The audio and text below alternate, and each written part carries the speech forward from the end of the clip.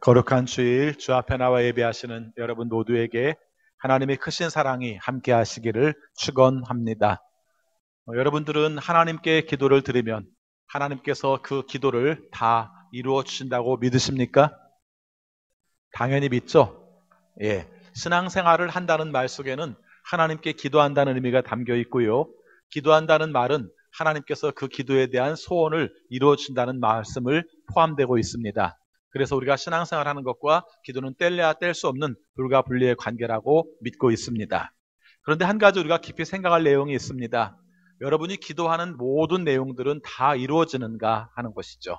쉽게 말하면 하나님께서 여러분이 아뢰신 모든 내용의 소원들을 아뢰기만 하면 소원을 다 응답해 주시는가 하는 것입니다.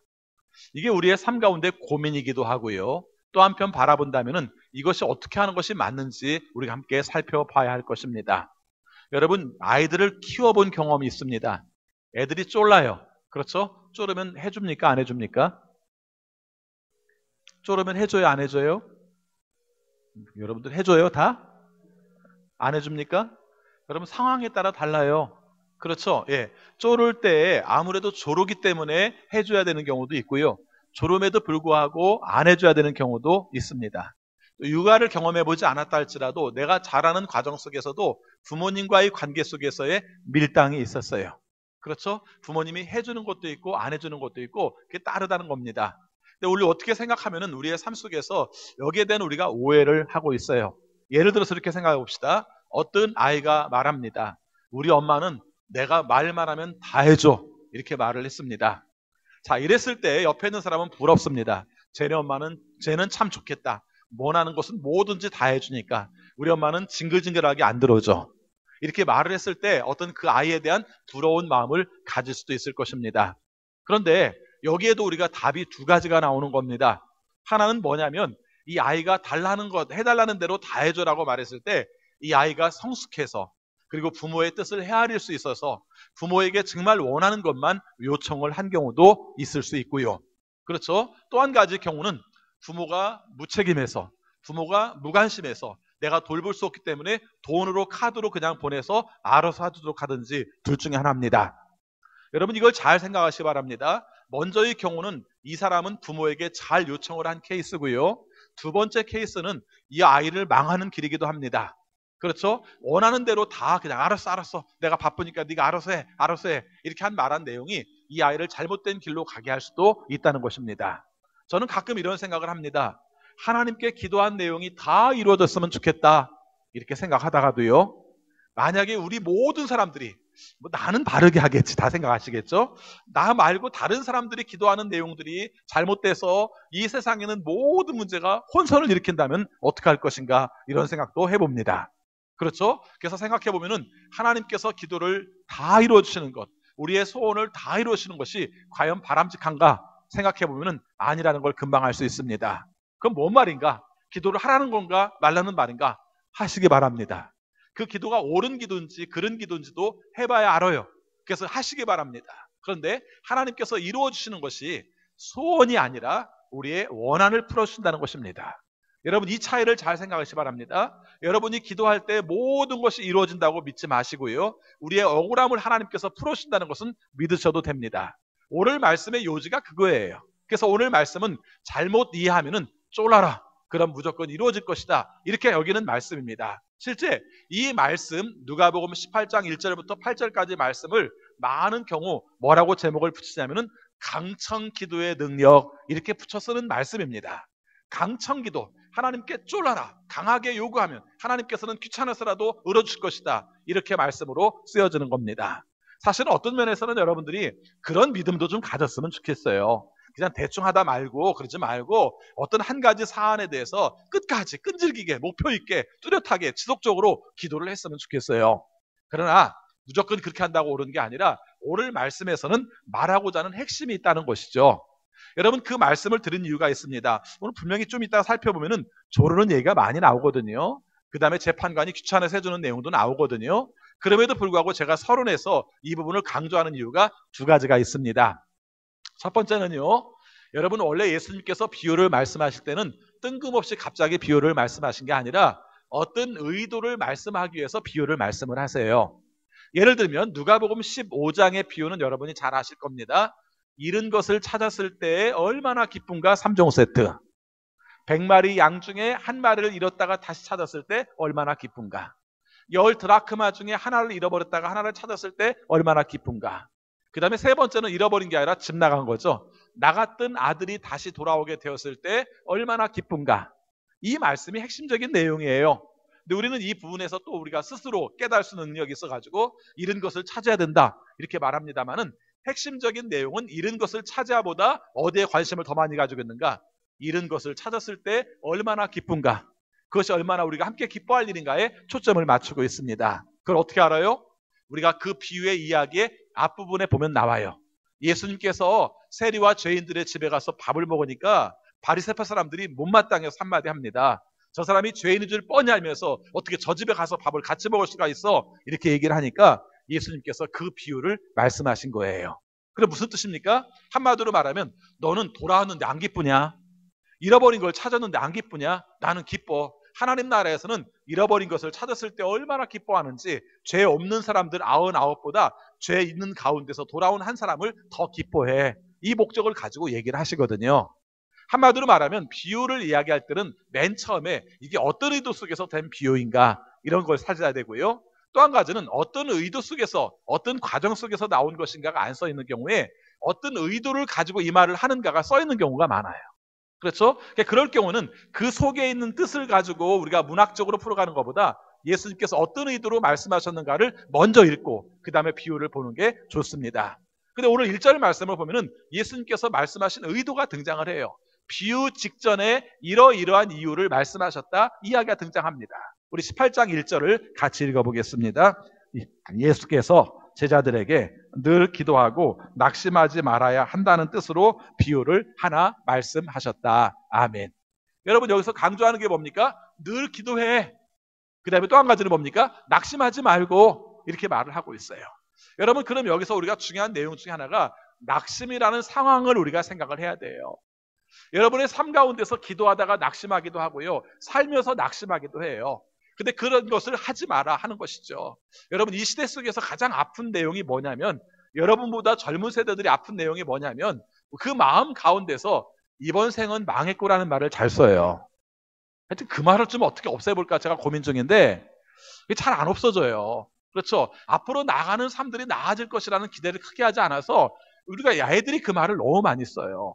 20대 애들만 쓰는 게 아니라 10대 애들도 그 말을 많이 써요. 이번 생은 망했고. 그렇게 조금 살아보고 나서, 그렇죠? 그렇게 조금 살아보고 나서 우리가 살아보는 과정에서는 50 이후 살아가서도 그때도 확 바뀌는 경우도 있는데, 그렇죠? 근데 그 아이들의 삶 가운데서 안타깝기는 해요. 이 시대 속에서 이미 미뤄 그런 것들을 알아버린 거예요. 그렇죠? 이미 태어난 배경이 흙수저인지 뭐 금수저인지에 따라서 우리의 인생은 달라질 수밖에 없다면 나는 흙수저로 태어났기 때문에 더 이상 가능성은 없어. 이렇게 말하는 것인데, 여러분 이렇게 하지 말라고 말씀을 하셨다는 거예요. 낙심하지 말라. 너희들의 삶 가운데서 뭔가 추구하다가 가장 위험한 게 뭔가? 낙심하는 거죠. 그렇죠? 여러분 경쟁사회도 위험합니다만은 경쟁사회의 또 하나의 위험이 뭐냐면은 경쟁사에서 밀리고 나면 포기해버린다는 거죠. 우리가 살고 있는 이 시대 속에서 자꾸 포기하는 일들이 많아져요. 뭔가 의욕을 가지고 열심히 살아가야 되는데 포기하는 게 많아져요. 근데 특별히 오늘 말씀에서는 신앙생활을 하면서도 포기하는 경우가 생길 수 있다는 겁니다. 내 삶 가운데서 좀 똑바로 살아보려고 하는데, 의롭게 살아보려고 하는데 그게 안 될 때 우리의 삶 속에 포기하는 문제들을 가지고 있다는 것입니다. 여러분 조금 전에도 말씀을 드렸습니다만은 예수님께 기도하면 다 응답해 주시는데 그건 안 이루어지거든요. 그렇죠? 우리의 삶 속에서 고난의 문제들을 닥쳤을 때 특별히 하나님 앞에서 바르게 살려고 할 때 생기는 문제점들이 많이 벌어져요. 오늘 말씀은 그런 뜻이에요. 기도를 했는데 응답 안 된다고 포기하지 마, 낙심하지 마, 이런 뜻도 있지만 또 한 가지 문제는 어떤 문제냐면은 여러분이 믿음 안에서 바르게 살려고 할 때 부딪히는 문제가 있어요. 정말 이 세상에서 우리가 대충대충 살면, 어울려서 살면은, 악과 더불어 살면은 문제가 안 되는데 의롭게 살려고 할 때 문제가 있어요. 그럴 때 여러분 포기하지 마세요. 여러분들의 그 억울함을 가지고 있겠지만, 여러분의 마음속에서 정말 권리를 빼앗기는 아픔들을 가지고 있지만, 그런 가운데서도 주님이 원하시는 뜻대로 포기하지 말고 그럴 때마다 기도하고 사세요 라는 말씀 속에서 오늘 말씀의 배경이 나왔다는 것입니다. 그러니까 오늘 말씀의 전제는 억울함이 있어야 돼요. 오늘 말씀의 전제는 원한이 있어야 돼요. 오늘 말씀의 전제는 내가 잃어버린 권리가 있다는 거예요. 그러니까 사실은 우리의 삶 가운데서 여러분의 신앙생활을 하다가 지금 내가 잃어버린 권리가 있는가? 내가 신앙생활을 하다가 다른 사람으로 말미암아 권리를 빼앗겨서 원한을 가지고 있는가? 내가 신앙생활을 하다가 이 바른 생활을 하려고 하다가 다른 사람들에게 고난을 당하고 있는가? 여기서부터 질문하는 게 사실은 맞을지 몰라요. 어떤 분은 그렇게 말할 겁니다. 요즘 예수 믿는다는 말을 밖에 나가서 못하겠어요. 예수 믿는 사람들이 저지른 일들이 하도 힘들어서 예수 믿는 사람들을 못하겠어요. 그것이 우리에게 고난이 아닌가요? 이렇게 물어본다면 저는 이렇게 말할 겁니다. 저는 더 힘들어요. 왜? 목사니까. 그렇죠? 여러분을 바라보는 시각과 목사를 바라보는 시각은 더 달라. 그렇죠? 그래서 사실은 이거 고난 아니에요. 이게 무슨 고난입니까? 그렇잖아요. 이 시대 속에서 똑바로 살지 못한 것에 대한 응분의 대가를 우리가 받고 있을 뿐이지 이거 고난 아니에요. 이런 고난 말고 정말 내가 똑바로 살아보려고 하는데, 그래서 저항할 수밖에 없는데, 그래서 내가 부당한 손해를 당하면서도 이것을 해결하려고 하는데 고난을 당하는 그런 고난과 연결이 돼 있는 겁니다. 우리는 이런 얘기하려면 별로 할 얘기가 없으니까 순교당하고 박해당한 얘기를 해요. 근데 사실은 그분들이 맞거든요. 여러분, 실제적으로 우리의 삶 가운데서 기독교의 순교 역사 속에서 굉장히 중요하게 여기는 분이 주기철 목사님이세요. 그렇죠? 주기철 목사님 일제시대 때 일제 신사참배에 반대를 하다가 많은 고난을 겪으신 것이 사실이니까 주기철 목사님이 우리에게 굉장히 중요하게 여겨요. 사실 그렇잖아요. 신앙의 입장 속에서 해서는 안 될 일들을 하지 않겠다고 말한 내용이에요. 근데 여러분, 그것이 일본에 의해서만 그분이 고난을 당한 게 아니라 한국 교회에 의해서도 그분이 고난을 당했어요. 아세요? 여러분, 그 당시에 대한예수교 장로교회입니다. 그때는 뭐 지금처럼 합동, 통합, 기장, 고신 이런 거 하나도 없을 때 그 총회에서 결의를 했어요. 신사참배는 국민의 의례에 불과하다. 그리고 조선과 일본은 하나이기 때문에 우리가 국민의 의례는 국민으로서 마땅히 해야 될 일이다. 이것을 우리가 법으로 정했기 때문에 이것을 어기는 자는 잘못된 것이다. 그래서 여기서 어겼기 때문에 주기철 목사님은 파직당합니다. 우리가 생각할 때는 말이 안 되잖아요. 지금식으로 생각할 때는 우리가 어쩔 수 없어서 그런 법을 통과시켰다 할지라도 주기철 목사님이 그런 입장들을 가지고 생활을 했다면 그분에 대해서 우리는 인정을 하고 그분은 그래도 의롭구나. 다른 일본에 의해서 박해를 받을 텐데도 불구하고 그런 선택을 했네. 이랬을 것 같습니다만은 사실은 한국교회에서 파직을 시킨 거죠. 그런 역사는 많습니다. 그리고 실제적으로 따지면 거의 많은 사람들은 신사참배를 했고요. 근데 제가 이 말씀을 드린 이유는 다 지나간 얘기입니다만은 오늘 우리의 삶 속에서 고난을 겪으면서도 하나님이 원하시는 뜻을 따라 사는 것이 그렇게 쉽지는 않고, 심지어는 많은 사람들에게 바보 같다는 소리를 들을 수도 있다는 것이죠. 근데 그런 가운데에서도 내가 온전하게 살려고 할 때 꼭 진짜 중요하게 여길 게 뭐냐면은 낙심하지 말라는 겁니다. 여러분, 이거 중요한 말입니다. 의롭게 살아가려고 하는 사람들은 힘들어요. 모든 사람이 내 편이 없어요. 근데 그런 가운데서 그것을 감당하려고 할 때 진짜 중요한 게 뭐냐면은 끝까지 가봐야 누가 옳은지 알아. 너네들이 다 틀렸다고 말해도 마지막 주님 앞에서 내가 옳다고 말하면 그게 옳은 거야. 이것을 경험하려면 낙심하지 말고 가야 한다는 것입니다. 또 한 가지, 오늘 말씀을 우리가 쪼르면 된다는 내용보다 더 깊은 의미를 가져야 될 내용이 8절 후반부에 있어요. 8절 후반부 같이 있습니다. 그러나 인자가 올 때 세상에서 믿음을 찾아볼 수 있겠느냐. 그냥 쪼르는 얘기 같으면 이 말 필요 없어요. 근데 이 마지막 말에 인자가 올 때 세상에서 믿음을 찾아볼 수 있겠느냐, 쪼르는 이야기와 별 관계가 없는 것처럼 보일지 모르지만 아닙니다. 의롭게 살아가려고 할 때 주님 앞에 쪼르는 삶들을 사도록 하라. 그럼 하나님께서 억울함을 풀어줄 거야. 그 정신을 가지고 살아가지 않으면 마지막까지 승리할 수 없어, 이 말입니다. 그래서 이 전제를, 결론과 같은 말씀을 여러분들에게 먼저 드렸고요. 이 전제 가운데서 오늘 말씀을 한번 들어보시면 이 말이 그냥 무조건 쪼르면 다 소원이 이루어지는구나. 내가 소원을 쫄라야겠다. 이보다는 훨씬 깊은 뜻이라는 것을 헤아릴 수 있을 것입니다. 자, 이런 전제를 가지고 오늘 말씀을 보겠습니다. 오늘 이제부터는 예수님께서 비유로 말씀하신 건데요. 비유로 말씀하실 때 주인공이 둘이 나와요. 하나는 과부, 하나는 재판관. 두 사람만 나와요. 두 사람만 나옵니다. 자, 그런데 이 과부라는 사람이 어떤 사람인가 하는 겁니다. 이 사람이 어떤 억울함이 있는지는 기록되어 있지 않아요. 근데 우리가 일반적으로 생각할 때 구약 성경에서 이스라엘 사회에서 가장 우리가 도와야 될 대상으로 말을 할 때 세 분이 나옵니다. 세 부류가 나와요. 하나는 과부고요, 하나는 고아고요, 하나는 나그네입니다. 그리고 가로 열고 외국인도 포함됩니다. 이 사람들이 우리가 도와야 될 사람들이에요. 근데 그 사람들을 왜 도와야 될 사람으로 정했는가 한번 생각해 봅시다. 그렇죠? 고아와 과부와 나그네를 왜 도와야 될 대상으로 생각했는가? 그 이외에도 많은 사람들이 있을 텐데 왜 그랬을까 생각을 해봅시다. 첫 번째는요, 여러분이 아시는 것처럼 그분들은 편을 들어줄 사람이 없는 거예요. 간단히 말하면 그거예요. 편을 들어줄 사람이 없어요. 그렇죠? 우리 여자분들이 이렇게 모여서 하는 얘기 중에 이런 말을 합니다. 남편이 내 편을 안 들어주고 남의 편만 들어준다고, 그래서 남편이라고. 네, 그 남편이랍니다. 그래서 남편이라는 명칭을 이제는 바꾸셔서 다 내 편이라고 바꾸시기 바랍니다. 그렇죠? 내 편도 안 들어주고 남의 편을 들어도 남편이 된다면 이름이 별로 안 좋으니까 내 편이라고 바꾸세요. 자, 맨날 남의 편만 들어주는 것 같은 그 남편도 알고 보면 우리의 삶 속에 가정에 어려운 일이 벌어졌을 때는 어떻습니까? 내 편이죠. 그렇죠. 내 편이 들어주잖아요. 가끔 가정 안에서 많은 갈등을 겪고 힘든 부부 생활을 하시다가 연세 많으셔서 사별하여 남편이 떠나신 분들, 그래서 부인들에게 제가 물어봅니다. 아이고, 힘들게 하셨는데 가셔서 편안하신가요? 이렇게 노골적으로 물어보지는 않고요. 제가 연세 드신 분들에게는 가끔씩 이렇게 물어봅니다. 근데 그때 나오는 말이 굉장히 인상 깊어요. 그럴 줄 알았는데 외로워요. 그렇게 말씀을 하세요. 예, 그래도 울타리였던 것 같아요. 이렇게 말을 해요. 정말 어떤 경우는 생활의 책임까지도 본인이 지면서 남편 자체가 부양자처럼 느껴질 때도 있었지만 없으니까 굉장히 외롭다고 얘기를 해요. 그 말이 맞는 것 같아요. 그렇죠? 여러분, 고아도 마찬가지잖아요. 내 편이 들어줄 사람이 없어요. 이 내 편을 들어줄 사람이 없다는 사람들의 또 하나의 특징이 뭐냐면은 권리를 빼앗기가 쉽다는 겁니다. 그렇죠? 내 삶 가운데서 나를 도와줄 사람이 없으면 사람들이 만만하게 바라봐요. 그 당시에서 남편이 없는 상태에서 부유하게 살기도 쉽지가 않지만, 혹 남편이 우리가 재산을 남겨놓았다 할지라도 그 남편을 사기당하고 아니면 횡령하고 사람들이 가져가기 쉬운 여건의 사람이 과부로 설정되어 있는 거예요. 오늘 성경에 써 있지는 않습니다만은 이 여자도 뭔 권리를 빼앗겼어요, 지금.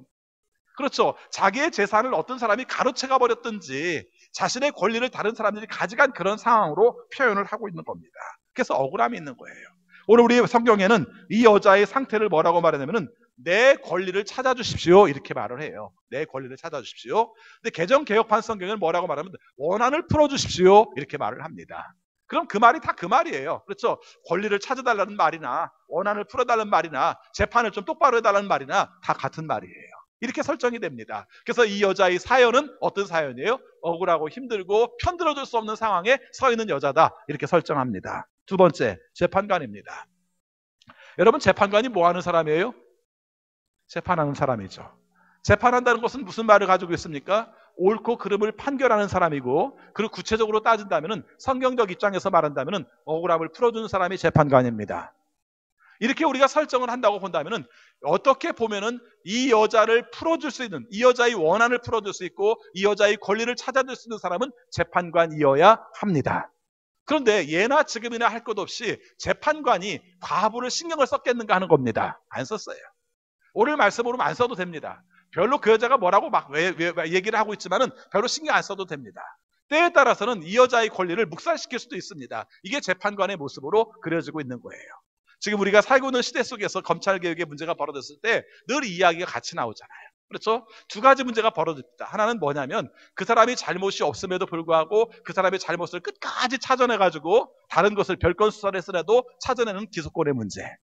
그 다음에 또 한 가지는 어떤 사람이 잘못했음에도 불구하고 자기의 권력과 실제적인 역량이 있기 때문에 그 사람의 기소를 끝까지 미루고 안 하는 문제. 모르고 살았으면 좋았을 텐데 요즘 하도 얘기를 들었더니 저도 알게 됐어요. 근데 이게 생각해보면 기가 막힌 일이잖아요. 그렇죠. 어떤 사람이 잘못을 저질렀는데 그 사람을 기소를 안 해버려요. 미루고 계속 미뤄요. 아직 이게 다 안 돼서 기소 못했어요. 이게 좀 아직 준비가 안 돼서 기소 못했어요. 그래서 세월이 그냥 길게 지나가는 거죠. 뭐 때문에 그래요? 자신의 권력, 권한으로 말미암아 그런 문제가 벌어진 것이죠. 자, 지금 얘기하고 싶은 게 뭐냐면은 이 재판관은 뭐 때문에 그랬는지는 모르겠지만 이 여자의 말을 안 들으려고 작정을 합니다. 저런 여자 거 뭘 들어줘봐야 뭐 뇌물도 나올 것도 없고 그 여자를 통해서 뭔가 이익될 것도 없는데 뭐 저 여자 얘기를 들어, 이렇게 말을 하는 거죠. 귀찮게. 이게 오늘 성경 말씀 속에서 설정해 놓은 이야기입니다. 예수님이 굉장히 묘한 얘기를 하신 거예요. 굉장히 아주 불편한 얘기를 하신 거예요. 그렇죠. 재판관과 이 여자 사이에서 바라본다면 이 여자는 해결될 가능성이 별로 없어요. 근데 오늘 여기서 강조하고 싶은 게 뭐냐면, 그러니까 쫄랐다는 거죠, 이 여자가. 네, 좋습니다. 여기서 강조할 내용이 그겁니다. 이 재판관은 나중에 들어줘도 불의한 재판관이에요. 그렇죠? 귀찮아서 들어줬으니까 그 재판관이 불의한 재판관이지 옳은 재판관은 아니에요. 근데 이런 재판관의 비유를 예수님과 연결시켜서 하나님과 연결시켜서 그 사람도 들어줬는데 하물며 하나님이 안 들어주냐라고 말하기에는 서로 비교가 조금 불편해요. 그렇지 않습니까? 오히려 이 내용 속에서 더 강조해야 되는 것은 우리가 사는 세상과 관련이 돼요. 여러분이 똑바로 살려고 생각하면 원한도 있어요. 여러분이 똑바로 생각하면 권리를 잃어버리는 것도 있어요. 여러분이 똑바로 살려고 생각하면은 여러분의 삶 가운데서 불편한 문제도 분명히 있어요. 때에 따라서는 아무도 편을 안 들어줄 수도 있어요. 재판관마저도 편을 안 들어줄 수도 있어요. 근데 이런 가운데서 여러분 끈질기게 그 문제를 이기면서 사십시오. 먼저는 낙심하지 말고 또 하나는 정면으로 부딪혀서 그 문제를 해결할 때까지 옳은 것을 해결할 때까지 그걸 추진하며 사십시오 하는 말씀을 예수님께서 우리에게 말씀해주고 있는 겁니다. 자, 그 다음 봅시다. 이 사람이 어떻게 하는지 보겠습니다. 이 사람이 재판관에 관한 내용이 굉장히 못됐어요. 그렇죠? 물론 예수님께 설정하고 작정하고 말씀하신 겁니다만은 굉장히 못됐어요. 2절 말씀 보겠습니다. 같이 읽겠습니다. 어느 고을에 하나님도 두려워하지 않고 사람도 존중하지 않는 한 재판관이 있었다. 설정 자체가 굉장히 안 좋죠? 자, 그 다음에 보겠습니다. 4절 말씀도 보겠습니다. 그 재판관은 한동안 들여주려고 하지 않다가 얼마 뒤에 이렇게 혼자 말하였다. 내가 정말 하나님도 두려워하지 않고 사람도 존중하지 않지만 이 과부가 나를 이렇게 귀찮게 하니 그의 권리를 찾아 주어야 하겠다. 그렇게 하지 않으면 그가 자꾸만 찾아와서 나를 못 견디게 할 것이다. 오늘 이 말씀 때문에 우리는 쫄라라. 쫄으면 될 것이다. 그 못 견디면 하나님께서 해주실 것이다. 하나님이 쫄은다고 못 견디실까요? 예. 하나님이 우리가 아무리 쫄라도 하나님께서 아닌 건 아니라고 말씀하시지 쫄은다고 그것이 좋은 것이든 나쁜 것이든 그냥 들어줄까요? 그럴 리는 없다는 것이죠. 그래서 오늘 말씀에서는 이 과부가 불의한 세상에 살아갈 때 재판관마저도 이루어지지 않는 세상 속에서 기도하고 간구하고 정면으로 부딪혀서 이 문제를 차지하려는 그런 의도, 이것을 갖다가 지금 이 여자의 기도의 내용으로 말씀을 하고 있는 겁니다. 여러분 이 재판관이 하는 내용을 잘 보시면 재밌는 표현이 나와요. 나를 이렇게 귀찮게 하니 그의 권리를 찾아줘야겠다. 그냥 한번 말아버리고. 여러분 이 세상은 참 묘해가지고요. 악한 사람들은 이렇게 도둑질을 한번 하려고 하다가 걸렸어요. 그러니까 다음부터는 하지 말아야지 이렇게 생각하는 게 아니라 이번에는 걸렸으니까 다음에는 더 연구해서 안 걸리게 해야지 이렇게 생각해요. 그렇죠? 악한 사람들은 끈질기게 뭔가 목표를 분명히 잘 이뤄내요. 근데 의로운 사람들은 의로운 일을 하다가 고난을 당해요. 그럼 어떻게 합니까? 내가 의로운 일을 당하다도 이렇게 고난을 당하네? 안 하고 말어. 이러죠. 오늘 우리의 삶 가운데 이게 있다니까요. 여러분 크리스찬의 삶 가운데 진짜 중요한 문제는 그거예요. 여러분 중에 악한 사람은 없을 거 아닙니까? 최소한. 근데 의롭게 살아가려고 할 때 부딪히는 문제가 생기면 부딪히는 그 문제에 대해서 내가 의로운 일을 하려고 하는데 하나님은 안 도와주시네? 그럼 난 안 해. 내가 의로우니까. 근데 그렇게 생각하지 말고 끝까지 해보라는 겁니다. 끝까지 쫄으라는 거예요. 그것이 이루어질 때까지 한번 해보라는 겁니다. 내 삶 속에 그것이 옳다고 생각한다면, 그것이 분명히 정당하다고 생각한다면, 그것이 내가 얻어야 될 권리라고 생각한다면 끝까지 한번 해보라는 겁니다. 제가 오늘 성경 말씀을 읽다가 그렇게 중요한 내용은 아닌데 재밌는 문장을 하나 발견을 했어요. 5절 말씀의 후반부에 보면은 그렇게 하지 않으면 그가 자꾸만 찾아와서 뭐라고 써있죠? 나를 못 견디게 할 것이다. 이 말이 나와요. 나를 못 견디게 할 것이다 라는 말이 나오는데 이게 중요하지는 않는데 재밌는 표현인 이유가 뭐냐면 성경 원어에서 헬라어에서 이 단어를 썼는데 이렇게 썼어요. 눈밑을 때릴 것이다 이렇게 썼어요. 이게 눈밑을 때릴 것이란 말이 좀 밑도 끝도 없으니까 이것을 지금 번역을 해놓은 것이 뭐라고 그래요?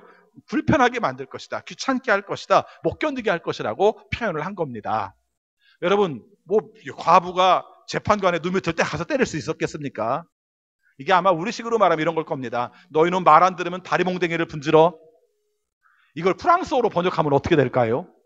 와, 한국 사람들은 웬만하면 다리 하나씩 부러뜨리나 보지? 근데 그런 뜻이 아니잖아요. 우리의 삶 속에서 아이들의 경각심을 주면서 말을 잘 들으라고 하는 말이지. 이렇게 본다면 이것도 그런 말이거든요. 눈밑을 때릴 것이다. 그 다른 분이 또 주석해놓은 걸 재밌게 주석했더라고요. 저 사람 말을 안 들어주다가는 내가 눈탱이가 밤탱이 될 거야. 뭐 이렇게 주석한 분도 계시더라고요. 근데 그것은 사실은 알지 못해요. 원래 헬라어에서 말하고자 하는 의도가 눈탱이가 밤탱이가 된다는 말인지. 저도 한번 묵상해 봤습니다. 눈밑을 때리면 어떻게 될까? 다른 사람을 하지 말고 자기를 한번 때려보시기 바랍니다. 어떻게 될까? 그랬더니 다크서클이 생길 수도 있겠더라고요. 제가 그냥 생각해 본 거예요. 그렇죠? 근데 눈밑을 때린다는 말이 어떤 뜻이 될까 생각을 해보다가 제가 생각한 것은요. 실제 때려서가 아니라 늘 눈앞에서 얼쩡거리면서 해결해 주세요. 도와주세요. 이 문제 좀 억울함을 풀어주세요. 라고 늘 얼쩡거리는 상태도 눈밑을 때리는 것과 같은 모습이 아닐까 이렇게 생각을 했어요. 여러분 여기서 눈밑을 때린다는 표현이 과부가 어떻게 그 재판관의 눈밑을 직접 때리겠습니까마는 이 사람이 생각할 때는 정말 귀찮을 만큼 정말 힘들 만큼 정말 번거롭게 할 만큼 이 사람이 찾아가서 그런 문제를 했다는 것입니다. 여기서 꼭 놓치지 마시기 바랍니다. 이 사람이 말했던 것은 그것이 정당하기 때문에 그것이 의롭기 때문에 이것이 옳은 것을 알기 때문에 이 말을 했다는 것입니다. 우리가 그렇게 말합니다. 여러분들이 말할 겁니다. 목사님 그런데 성경에 보면은 예수 이름으로 구하는 것은 모든 것을 다 이루어진다고 예수님께서 말씀하셨잖아요. 이렇게 말합니다. 맞아요. 요한복음 14장에 그 말씀이 나옵니다. 그럼 예수 이름으로 구하는 자에게는 모든 것을 다 응답하신다고 말씀하셨으면 우리가 다 응답되는 거 아니겠어요? 여기서 중요하게 생각할 부분이 그겁니다. 여러분이 아뢰고 싶은 내용 다 아뢰놓고 나서 이제 예수님의 이름으로 기도합니다라고 마감 처리를 하면 다 됩니까? 그 뜻보다 더 깊은 뜻을 생각해 보세요. 예수님의 이름으로 기도한다는 뜻은 예수님의 이름으로 행할 수 있는 것을 간구하는 겁니다. 예수님께서 원하시는 것으로 간구하는 거예요. 그래서 예수님께서 보시기에 합당한 것으로 간구하는 것입니다. 이런 기도를 드린 것은 모든 것이 주님께서 이루신다는 것입니다. 그러니까 오늘 우리의 기도에 가장 중요한 것이라면 우리의 소원이 이루어지는 게 기도가 아니라 하나님의 뜻이 이루어지는 게 기도라는 것을 가지고 이 말씀을 접근하면 우리의 삶 속에 유익한 삶들을 가지고 신앙의 진보들을 볼 수가 있을 것입니다. 우리는 자꾸 낙심하려고 해요. 그리고 우리의 삶 가운데서 기도가 응답되지 않았기 때문에 속상해서 그런다고 말을 해요. 여러분 기도 한두 가지쯤 응답되지 않는다 할지라도 속상해하지 마시고 낙심하지 마시고 붙들고 기도하시기 바랍니다. 그럼 둘 중에 하나예요. 뭐가 하나입니까? 하나는 내가 하나님이 보시기에 의롭지 못한 것을 간구하고 있었구나. 내가 욕망으로 간구하고 있었구나라는 것을 깨닫게 되든지 아니면 하나님께서 나를 만들어 가시고 세워 가시면서 하나님이 원하시는 모습으로 만들어 가시기 때문인지 이 둘 중에 하나가 우리가 경험하게 되는 것입니다. 아무튼 낙심하지 마세요. 어떤 상황이 낙심하지 마세요. 그리고 끊임없이 기도하세요. 그리고 꼭 잊지 말아야 될 것은 마지막 때 우리가 어떻게 결산으로 남을 것인가를 생각하세요. 오늘 말씀에 보면은 그런 얘기를 합니다. 8절 말씀 다시 보겠습니다. 8절 같이 있습니다. 내가 너에게 말한다. 하나님께서는 얼른 그들의 권리를 찾아주실 것이다. 그러나 인자가 올 때 세상에서 믿음을 찾아볼 수 있겠느냐. 맨 마지막 세상에서 믿음을 찾아볼 수 있겠느냐? 인자가 올 때 정말 마지막 같은 뜻이란 말이죠. 그때 우리가 마지막 때에 우리가 믿음을 찾아볼 수 있겠느냐? 라는 말만 없었어도 이 말만 없었어도 우리의 삶 가운데 쫄라라 그렇게 기도를 응답하는 내용으로 봐도 되는데 이 부분은 이 말씀이 있어서 더 깊이 해석을 해야 돼요. 뭐라고요? 여러분의 삶 가운데 주님 앞에 섰을 때 마지막 여러분이 어떤 존재로 설 것인지를 늘 생각하십시오. 지금 우리의 삶 속에서 의롭게 살다가 낙심하지 말고 실망하지 말고 억울한 것 때문에 못마땅하게 여기지 말고 주님 앞에 부르짖으면서 그 문제를 해결하고 때로는 의로운 것들을 증명해 나가되 그것이 어렵다 할지라도 마지막 주님 앞에 설 것이라는 것을 생각하며 사십시오 라고 말씀을 하고 있습니다. 우리가 사는 시대 속에서 어느 한 시대도 불의하지 않은 시대는 없었어요. 늘 불의했습니다. 우리가 삶 속에 생각할 때 그래서 많은 사람들이 사실은 낙심만 하는 게 아니라 타협도 했죠. 그렇죠? 아마 이 과부도 재판관을 찾아다니면서 귀찮게 할 때 사람들이 그랬을 겁니다. 헛짓 하지 마. 너가 하는 짓 아무 의미 없어. 그러지 말고 차라리 뇌물을 갖다 줘. 이렇게 말할 수 있는 내용이죠. 그렇죠? 포기해. 아니면 뇌물을 갖다 줘. 그게 훨씬 빨라. 이렇게 말을 했다면 이 사람은 어떻게 한 겁니까? 아니, 나는 조를 거야.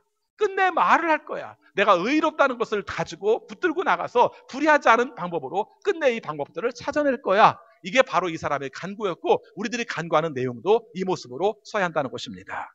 기도 열심히 하세요. 강청해서 기도하셔도 좋습니다. 그러나 늘 잊지 말아야 될 것은 여러분들이 정당해야 되고 여러분이 의로워야 되고 여러분이 사는 삶의 목표가 마지막 주님 앞에 섰을 때 믿음으로 인정되는 것에 더 초점을 맞추세요.